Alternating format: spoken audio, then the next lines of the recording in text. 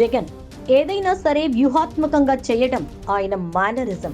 గెలవాలి అనుకున్నప్పుడు ప్రతి అడుగును నిశ్శబ్దంగానే వేయాలి. మాటలు కూడా పొదుపుగానే వాడాలి.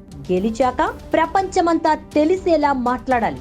ప్రొఫెషనల్స్ ఫాలో అయ్యే ఫస్ట్ రూల్ ఇది.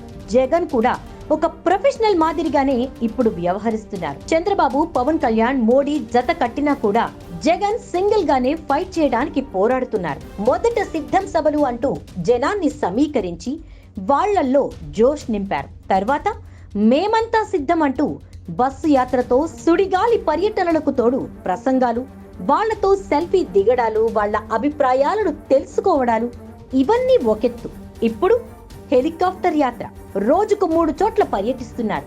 ఈ హెలికాప్టర్ యాత్ర ఏంటి అని చాలా మంది అనుకుంటున్నారు. ఈ యాత్ర ద్వారా ఆయన ఏం చేస్తున్నారంటే టఫ్ ఫైట్ ఇవ్వబోతున్న సీట్లను తెలుసుకుని అక్కడ విరివిగా పర్యటిస్తున్నారు.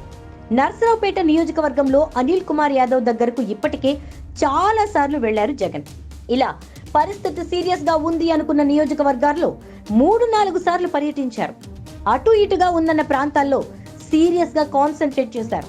పర్లేదు అనుకున్న స్థానాల్లో తక్కువగా పర్యటించారు. ప్రతిరోజు నియోజకవర్గాల్లో వైసీపీ పరిస్థితిని గ్రౌండ్ లెవెల్లో ఎలా ఉంది అనే రిపోర్ట్ ని తెప్పించుకుంటున్నారు. ఆ రిపోర్ట్ ఆధారంగా చేసుకుని ఆయన తన నెక్స్ట్ స్టెప్ వేస్తున్నారు. రోజు హెలికాప్టర్ యాత్ర ముగించుకుని వచ్చేసరికి రెడీగా ఉన్న రిపోర్ట్ ని స్టడీ చేయటం, మరుసటి రోజు దానికి తగ్గ వ్యూహాన్ని అమలు చేస్తూ వెళ్తున్నారు జగన్. అయితే ఇప్పటికే వ్యవస్థలన్నీ జగన్ కి వ్యతిరేకంగా మాట్లాడుతున్నాయి.